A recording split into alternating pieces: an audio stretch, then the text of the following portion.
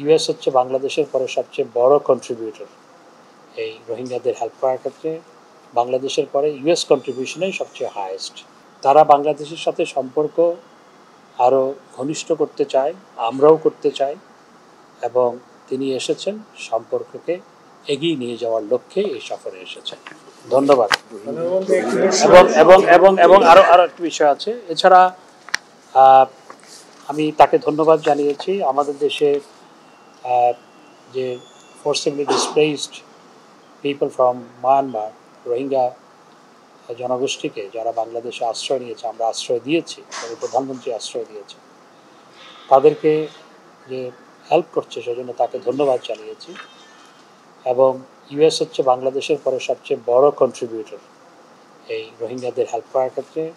বাংলাদেশের পরে ইউএস কন্ট্রিবিউশনই সবচেয়ে হায়েস্ট, এবং সেখানে যাতে অন্যান্য দেশগুলো আরও সহায়তা করে সে নিয়ে আমরা আলোচনা করেছি। এবং একই সাথে গাজায় শান্তি স্থাপন করার বিষয়টিও আমরা আলোচনা করেছি।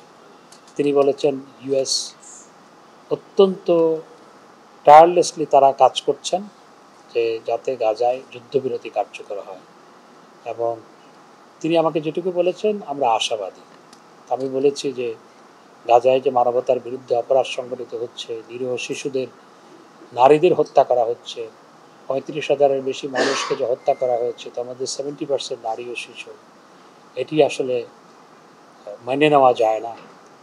এটা এটা আমি বলেছি যেটি যে টেলিভিশনে যখন এগুলো দেখি তখন টেলিভিশন আর দেখা কন্টিনিউ করতে পারি না, সেখানে শান্তি স্থাপন করা দরকার।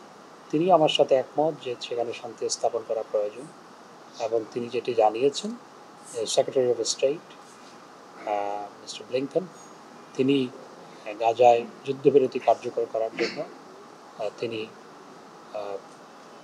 টায়ারলেসলি কাজ করছেন।